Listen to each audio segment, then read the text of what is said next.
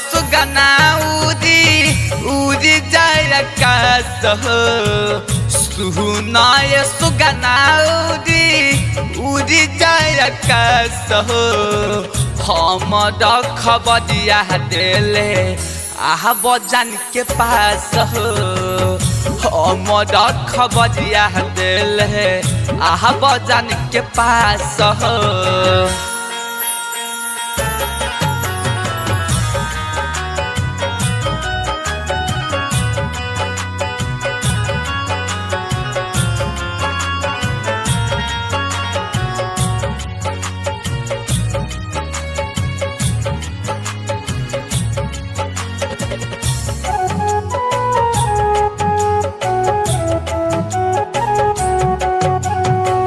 हमारा जे जान के जाके इहे तू कही हा याद में ओकरा तरफ बानी बात ही बताई हा।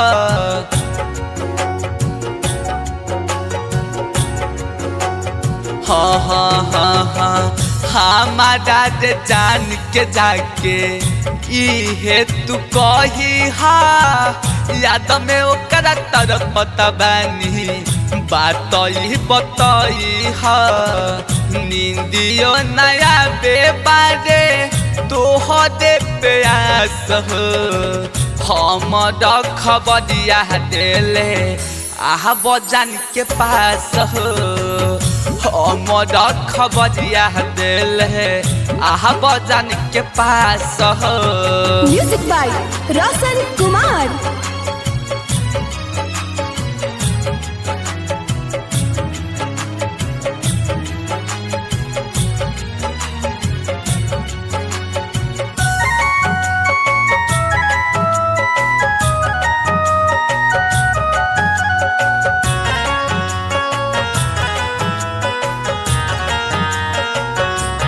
हाँ हाँ आज तकल करतनी ओ कर इंतजार हो रहिया निहारे अखिया रोज रोज हमार हो।